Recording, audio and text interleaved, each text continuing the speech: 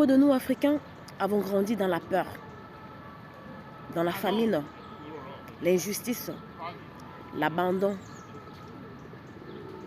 Nous sommes des spectateurs de l'exploitation de nos richesses.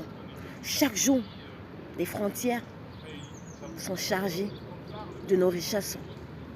Ils sortent, ils entrent sans justificatif et nous, on ne profite rien.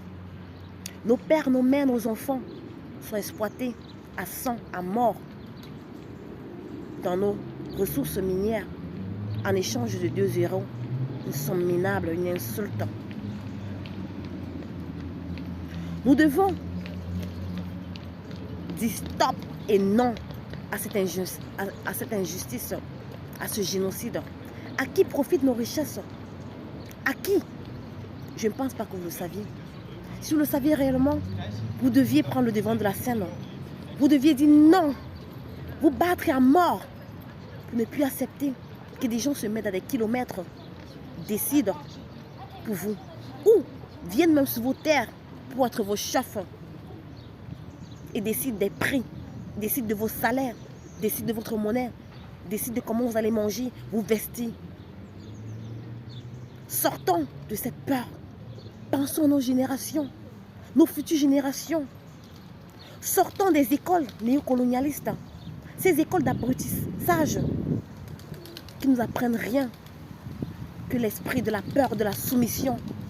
Nous avons tellement de choses à faire en Afrique. Nous avons nos terres qui nous attendent, qui pleurent que nous l'exploitions, qui pleurent que nous profitons d'elles, que nous la valorisons, que nous répandons son savoir à nos générations, à nos enfants. L'argent que vous déboursez pour rendre vos enfants comme des soumis, prenez cet argent pour acheter des matériels, pour l'étude de nos sols, pour l'étude de l'exploitation de nos sols, pour que ça nous profite à nous, pour que nous élevons nos nations, nous construisons notre pays ensemble. On n'a pas besoin d'aller à l'école, on n'a pas besoin de cette école. L'école est là, l'école de la vie, de la nature. Elle nous appelle à l'étudier, à profiter. Nous avons un ennemi en commun chez le peuple africain, nos dictateurs, ces gens qui ne sont pas prêts à nous servir. Nous devons les abattre. Nous devons les abattre et imposer une souveraineté.